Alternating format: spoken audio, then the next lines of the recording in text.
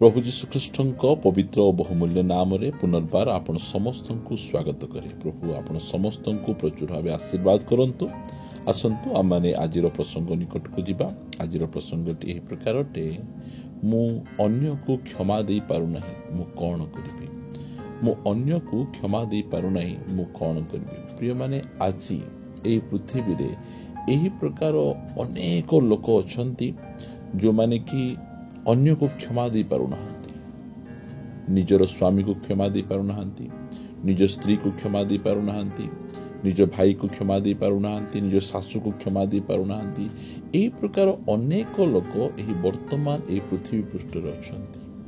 कारण सेमानक विरुद्ध रे सेमाने जो प्रकार भूल गुड़िक करिसंती, आउ जो प्रकार कष्ट, जो प्रकार वेदना सेमाने देइछंती, आउ से सब वेदना को देखी सेमाने कहती मु मरीजीवी पछे आको मु क्षमा देवी नहीं। मते जो प्रकार भाव से कंदेइछि, जो प्रकार भाव कष्ट देइछि, ताहा केबे भूली हेबो नहीं। भूली तो हेबो नहीं, ताहा को केबे हेले क्षमा दे हेबो नहीं। एही प्रकार अनेक जन अछंती, सेमाने क्षमा दे पारु नहांती। प्रिय माने काहेकि क्षमा दे पारु नहांती, से विषय रे मु अल्प समय आपण मानक सहित कथाबार्ता हेबा पई चाहे। आमे गोटिए पद पढ़िबा लूक 23 अध्याय 34 पद।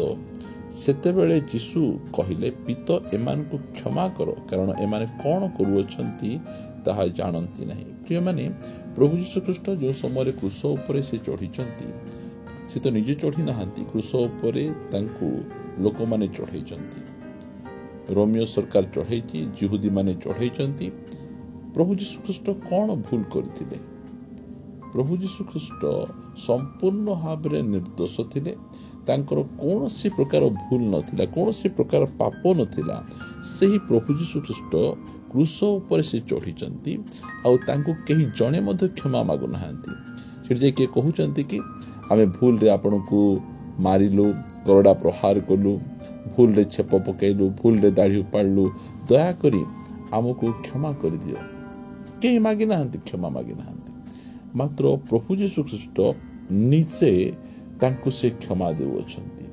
प्रिय माने एही प्रकार अवस्था रे जदि आमर प्रभु यीशु ख्रीष्ट अन्य मान को क्षमा दे पारुछंती, ताहाले आपणक प्रति कोन अन्याय हेछि? प्रभु यीशु ख्रीष्टଙ୍କ ठारू कोन अधिक अन्याय आपणक प्रति हेछि कि? आपणक प्रति प्रभु यीशु ख्रीष्टଙ୍କ ठारू अधिक अन्याय हे नहीं। मात्र आपण काहेकि क्षमा दे पारु नहांती? क्षमा देबार न देबार मुख्य कारण आपण भावुचंती जे सेमाने बहुत बड़ पाप आपणक विरुद्ध रे करिसंती, आउ सही पाप को क्षमा देई हेबो नहीं। एठी पद आमे पढ़िबा प्रथम तिमोथी 1 अध्याय 15 पद।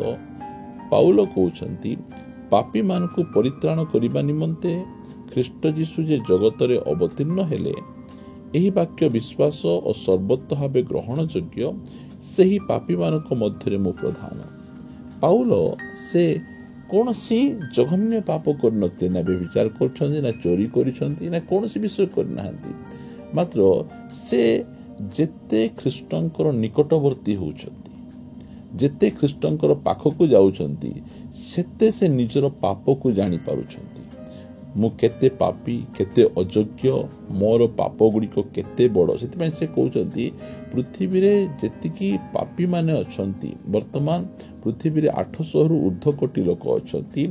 आ एते लोक जो अछंती जो सेमाने पाप करिसंती, आ जो पापी मान को जो लिस्ट बाहरिबो, आ सेही लिस्ट रे मो नाम सबुठारे उपरे थिबो। मु होउची सब पापी ठारू बड़ पापी, मु प्रधान पापी, मु 1 नंबर पापी। प्रिय माने आमे अनेक समय निजको आमे चिन्हिनु। आमे जेतेबेले आमे निजको आमे चिन्हिबा जे आमे केउ प्रकार पाप गुड़ी को करिछु, सेही पाप को आमे जानिले आ अन्य मान को आमे क्षमा दे परिबा। कारण आमे बड़ पापी हेबु, से माने छोट पापी हेबे।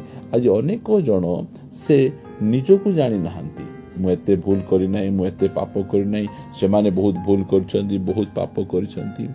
आमे प्रभुंकर जेते निकटवर्ती हेबा, ସେତେ ଆମେ ଅନ୍ୟକୁ ଆମେ କ୍ଷମା ଦେଇପାରିବା। ଯଦି ଆପଣ କ୍ଷମା ଦେଇପାରୁନାହାନ୍ତି, ଏହାର ଅର୍ଥ ଆପଣ ପ୍ରଭୁଙ୍କ ଠାରେ ବହୁତ ଦୂରରେ ଅଛନ୍ତି। ପ୍ରଭୁ ଯୀଶୁଖ୍ରୀଷ୍ଟଙ୍କୁ ଏତେ ଅନ୍ୟାୟ କରାଗଲା, ପ୍ରଭୁ ଯୀଶୁଖ୍ରୀଷ୍ଟଙ୍କ ପ୍ରତି ଯେଉଁ ପ୍ରକାର ବ୍ୟବହାର କରାଯାଇଛି, ନିର୍ଦ୍ଦୟ ବ୍ୟବହାର କରାଯାଇଛି, ପ୍ରଭୁ ଯୀଶୁଖ୍ରୀଷ୍ଟ କ୍ରୁଶ ଉପରେ ସେ ଅନ୍ୟମାନଙ୍କୁ କ୍ଷମା ଦେଇପାରୁଛନ୍ତି। ଆଉ ପାଉଲ ମଧ୍ୟ ସେ କହୁଛନ୍ତି, ମୁଁ ପାପୀମାନଙ୍କ ମଧ୍ୟରେ ପ୍ରଧାନ, ସେଥିପାଇଁ ମୋ ବିରୁଦ୍ଧରେ ଯଦି କେହି ପାପ କରନ୍ତି ତାହେଲେ ମୋତେ କ୍ଷମା ଦେବା ପାଇଁ କଷ୍ଟ ହେବ ନାହିଁ। ଆପଣ ଯଦି ସେଇ ମନୋଭାବ ରଖିବେ, ଆପଣ ଯଦି ସେ ପ୍ରକାର ପ୍ରଭୁଙ୍କର ନିକଟବର୍ତ୍ତୀ ଥିବେ, ତାହେଲେ ଆପଣ ଅନ୍ୟକୁ କ୍ଷମା ଦେବା ପାଇଁ କେବେ ହେଲେ ମଧ୍ୟ ପଛଘୁଞ୍ଚା ଦେବେ ନାହିଁ। ଆପଣ ସାଙ୍ଗେ ସାଙ୍ଗେ ଅନ୍ୟକୁ କ୍ଷମା ଦେଇପାରିବେ। ପ୍ରଭୁ ଯୀଶୁଖ୍ରୀଷ୍ଟ ସେ କହିଛନ୍ତି, ମୋ ସହିତ ଆପଣ ଫିଟେଇବେ ମାଥ୍ୟୁ ଲିଖିତ ସୁସମାଚାର ଏହାର 6 ଅଧ୍ୟାୟ 14 ପଦ, କାରଣ ଯେବେ ଲୋକମାନଙ୍କର ଅପରାଧ ସବୁ କ୍ଷମା କର, ତେବେ ତୁମମାନଙ୍କ ସ୍ୱର୍ଗସ୍ଥ ପିତା ତୁମମାନଙ୍କୁ ମଧ୍ୟ କ୍ଷମା କରିବେ। ପ୍ରିୟମାନେ, ଏହି ବାକ୍ୟ ଯଦି ଆପଣ ଜାଣିବେ, ତାହେଲେ ଆପଣ ଅନ୍ୟକୁ କ୍ଷମା ଦେବା ପାଇଁ ବହୁତ ସହଜ ହୋଇଯିବ। ପ୍ରଭୁ ନିଜେ କହିଛନ୍ତି, ଯଦି ତୁମେ ଅନ୍ୟମାନଙ୍କର ଅପରାଧ ଗୁଡ଼ିକ କ୍ଷମା କର, ଯେଉଁମାନେ ଆପଣଙ୍କ ବିରୁଦ୍ଧରେ ପାପ କରିଛନ୍ତି, ଭୁଲ କରିଛନ୍ତି, ଆପଣଙ୍କୁ କଷ୍ଟ ଦେଇଛନ୍ତି, ଆପଣଙ୍କୁ ଏତେ ପ୍ରକାର ଭାବରେ ଟର୍ଚର କରିଛନ୍ତି, ଆପଣଙ୍କ ସ୍ୱାମୀ ହେଇପାରନ୍ତି, ଆପଣଙ୍କର ମା ବାପା ହେଇପାରନ୍ତି, ଆପଣଙ୍କର ଶାଶୁ ଶ୍ୱଶୁର ହେଇପାରନ୍ତି, ଆପଣଙ୍କର ଯେକୌଣସି ଲୋକ ବି ହେଇପାରନ୍ତି। ଯଦି ଆପଣ ସେମାନଙ୍କୁ କ୍ଷମା କରୁନାହାନ୍ତି, ତାହେଲେ ଆପଣଙ୍କୁ କହିବା ପାଇଁ ଚାହେଁ, ଆପଣଙ୍କର ପାପ ମଧ୍ୟ କ୍ଷମା ହେବ ନାହିଁ। ଲେଖାଗଲା, କାରଣ ଯେବେ ଲୋକମାନଙ୍କର ଅପରାଧ ସବୁ କ୍ଷମା କର, ତେବେ ତୁମମାନଙ୍କ ସ୍ୱର୍ଗସ୍ଥ ପିତା ତୁମମାନଙ୍କୁ ମଧ୍ୟ କ୍ଷମା କରିବେ। କିନ୍ତୁ ଯେବେ ଲୋକମାନଙ୍କୁ କ୍ଷମା ନ କର, ତେବେ ତୁମମାନଙ୍କ ପିତା ମଧ୍ୟ ତୁମମାନଙ୍କ ଅପରାଧ ସବୁ କ୍ଷମା କରିବେ ନାହିଁ। ଆମେ ଯଦି କ୍ଷମା ଦେବା ନାହିଁ, ତାହେଲେ ଆମର ପରମେଶ୍ୱର ମଧ୍ୟ ଆମକୁ କ୍ଷମା ଦେବେ ନାହିଁ। ଯଦି ପରମେଶ୍ୱର ଆମର ପାପ କ୍ଷମା ଦେଉନାହାନ୍ତି, କରୁନାହାନ୍ତି, ତାହେଲେ ଆପଣ ଜାଣନ୍ତୁ ଆପଣ କେଉଁଠାକୁ ଯିବେ। ଯାହାର ପାପ କ୍ଷମା ହେଇନାହିଁ, ସେ କେଉଁଠାକୁ ଯିବେ ଆପଣ ଭଲ ଭାବରେ ଜାଣିଛନ୍ତି। ସେଥିପାଇଁ ଆପଣ ଅନ୍ୟମାନଙ୍କୁ କ୍ଷମା ଦେବା ପାଇଁ ସହଜ କେତେବେଳେ ହେବ, ଯେଉଁ ସମୟରେ ଆପଣ ପ୍ରଭୁଙ୍କର ଅଧିକ ନିକଟବର୍ତ୍ତୀ ହେବେ। ଆପଣ ଜାଣିବେ ଯେ ଅନ୍ୟର ପାପ କ୍ଷମା ନ କଲେ ମୋର ମଧ୍ୟ ପାପ କ୍ଷମା ହେବ ନାହିଁ। କାରଣ ପ୍ରଭୁ ଯୀଶୁଖ୍ରୀଷ୍ଟ ଯେତେବେଳେ କ୍ଷମାର ଦୃଷ୍ଟାନ୍ତ ଦେଲେ, ପିତର ମଧ୍ୟ ତାଙ୍କୁ କହୁଛନ୍ତି, ପ୍ରଭୁ ମୋର ଭାଇ କେତେ ଥର ମୋ ବିରୁଦ୍ଧରେ ପାପ କଲେ ମୁଁ କ୍ଷମା ଦେବି? କ'ଣ ସେ ମୋ ବିରୁଦ୍ଧରେ 7 ଥର ପାପ କଲେ କ୍ଷମା ଦେବି? ଯୀଶୁଖ୍ରୀଷ୍ଟ କହିଲେ 18 ଅଧ୍ୟାୟ ମାଥ୍ୟୁ 22 ପଦରେ କି 7 ଥର ପର୍ଯ୍ୟନ୍ତ। ଯୀଶୁ ତାହାକୁ କହିଲେ, ତୁମ୍ଭକୁ କେବଳ 7 ଥର ପର୍ଯ୍ୟନ୍ତ କହୁନାହିଁ, ମାତ୍ର 70 ଗୁଣ 7 ଥର ପର୍ଯ୍ୟନ୍ତ। 70 ଗୁଣ 7 ଥର ପର୍ଯ୍ୟନ୍ତ କହିବାର ଅର୍ଥ ଜୀବନ ସାରା ତୁମେ ତାହାଙ୍କୁ କ୍ଷମା ଦେବାକୁ ପଡ଼ିବ। ଯଦି ସେ ପାପ କରୁଛନ୍ତି, ତୁମକୁ କଷ୍ଟ ଦେଉଛନ୍ତି, ଆଉ ତୁମକୁ ଆସି ଯଦି କ୍ଷମା ମାଗୁଛନ୍ତି, ତାହେଲେ ଦିନ ମଧ୍ୟରେ 7 ଥର ମଧ୍ୟ ଆସିକିନା ତୁମ ବିରୁଦ୍ଧରେ ପାପ କଲା ପରେ କ୍ଷମା ମାଗୁଛନ୍ତି, ତାହେଲେ ତୁମକୁ କ୍ଷମା ଦେବାକୁ ପଡ଼ିବ। ଆଉ ସେ କ୍ଷମା ଉପରେ ଗୋଟେ ଦୃଷ୍ଟାନ୍ତ ମଧ୍ୟ ଦେଉଛନ୍ତି। ଜଣେ ଲୋକ କେତେ କୋଟି ଟଙ୍କାର ଋଣ ନେଇଥିଲା, ସେ ପରିଶୋଧ ନ କରିପାରିବାରୁ ସେତେବେଳେ କ୍ଷମା ମାଗିଲା, ମୋତେ ଦୟାକର, ତା ଋଣ କ୍ଷମା କରାଗଲା। ଆଉ ଜଣେ ଲୋକ ମାତ୍ର 50 ଟଙ୍କା ସେହି ବ୍ୟକ୍ତିଙ୍କଠାରୁ ଋଣ ନେଇଥିଲା, ସେ ତାକୁ ଛାଡ଼ୁନାହିଁ, ତାର ବେକ ଗଳା ଧରୁଛି, 50 ଟଙ୍କା ନ ଦେବା ଯାଏ ତତେ ମୁଁ ଜେଲରେ ପକେଇବି, କାରାଗାରରେ ପକେଇବି। ଆଉ ତାକୁ ସେମିତି କଲା। ପରମେଶ୍ୱର କ'ଣ କଲେ? ତାକୁ ଡାକିଲେ, ଆଉ ତାହାର ଯେତିକି ଯାକ ଋଣ ଥିଲା ତା ଉପରେ ଲଦି ଦେଲେ। ଏହାର ଅର୍ଥ କ'ଣ? ତାର ଯେତିକି ଯାକ ପାପ ଥିଲା, ଯେଉଁ ପାପ ଗୁଡ଼ିକ କ୍ଷମା କରାଯାଇଥିଲା, ସେ ସବୁ ପାପ ଗୁଡ଼ିକ ତା ଉପରେ ଲଦି ଦେଲେ।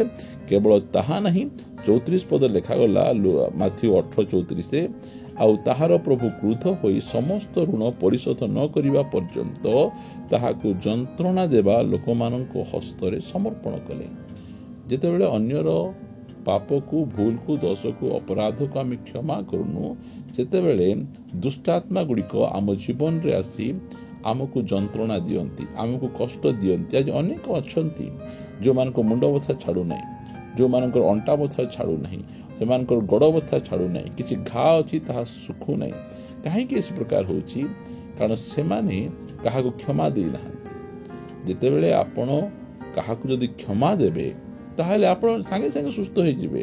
ଲେଖାଯାଉଛି କେମିତି କ୍ଷମା ଦେବେ? 18 ଅଧ୍ୟାୟରେ 35 ପଦରେ, ତୁମେମାନେ ପ୍ରତ୍ୟେକ ଜଣ ଯଦି ଅନ୍ତର ସହ, ଉପରେ ନାହିଁ, ଖାଲି ପାଟିରେ ନାହିଁ, ମୁଁ ତ କ୍ଷମା ଦେଉଛି ଲ, ମୁଁ ତତେ କ୍ଷମା ଦେଲି ଶାଶୁମା, ଏ ପ୍ରକାର ନାହିଁ, ଅନ୍ତର ସହ ଆପଣା ଭାଇକି କ୍ଷମା ନ କର, ତାହେଲେ ମୋହର ସ୍ୱର୍ଗସ୍ଥ ପିତା ହିଁ ତୁମମାନଙ୍କ ପ୍ରତି ସେହି ପ୍ରକାର କରିବେ। प्रिय माने आमको क्षमा केमती करिवार अछि अंतर सहित केवल मुखरे नहीं आमको हृदय सहित आम क्षमा करिवार अछि कारण प्रभु मध्य आमको से प्रकार क्षमा कले प्रभु आमर पाप अपराध को धरले नहीं आम जो प्रकार पाप करिछु से सब पाप को से आमको क्षमा कले केतेबेले आम जो क्षमा मागिलु सेति आमको क्षमा देवा केतेबेले सहज हेबो जेतेबेले आम प्रभुंकर निकटवर्ती हेबा आमे केतेबेले सहज हेबो जेतेबेले आम जानिबा जदि आमे क्षमा न करिबु अन्य माने आमको परमेश्वर भी आम क्षमा करिबे नहीं केतेबेले आम क्षमा दे परिबा आम जो जानिबु जे आम क्षमा न देले जंत्रणाकारी लोक माने आमको कष्ट देबे आमे जो पाप गुड़िक क्षमा पाई देइछु से पाप गुड़िक पुनर्बार परमेश्वर आम उपर लदी देबे सेति प्रिय माने अन्य को क्षमा दियंतु क्षमा देबा यह होची परमेश्वरंकर गुण आउ जदि आपण परमेश्वरंकर संतान ताहाले निहाती आपण अन्य को क्षमा देबे आसंतु पद प्रार्थना करिबा गौरवमय पिता आमे तुमको धन्यवाद दउछु तुमे प्रति प्रभात रे तुम पवित्र वाक्य माध्यम रे आमान को सहित कथबार्ता होचो सेति पई मु तुमको हृदय सहित धन्यवाद दिए आज तुमे आमान को क्षमा विषय रे कहिलो आज अनेक जन अछंती से माने क्षमा दे पारु नाहंती आज रो एही संदेश से मान को सहायता करू जे से माने अन्य मान को क्षमा देबे जदि क्षमा न देबे ताहाले से माने कुआडे जिबे एहा से माने निहाती जानंतु कारण जंत्रणा स्थान को जिबे सेति प्रत्येक जन को गोटे सॉफ्ट हृदय दियो जो माने से मान को कष्ट देइछंती से मान को बदनाम करिछंती से मान को से माने समालोचना करिछंती जे समस्त को क्षमा दे से मान सहित मिसी जिबे अनुग्रह प्रदान कर प्रार्थना सुनिछ धन्यवाद दे प्रार्थना प्रिय प्रभु यीशु के नाम रे मागु अछि आमेन आमेन प्रेज द लॉर्ड प्रभु हम समस्त को प्रचुर आशीर्वाद करंतु प्रभु जदि अनुग्रह करंती आसंता अध्याय रे परस्पर सहित आ गोटे नुआ प्रसंग रे आमने साक्षात करिबा रहिबा समस्त को नमस्कार praise the Lord God bless you.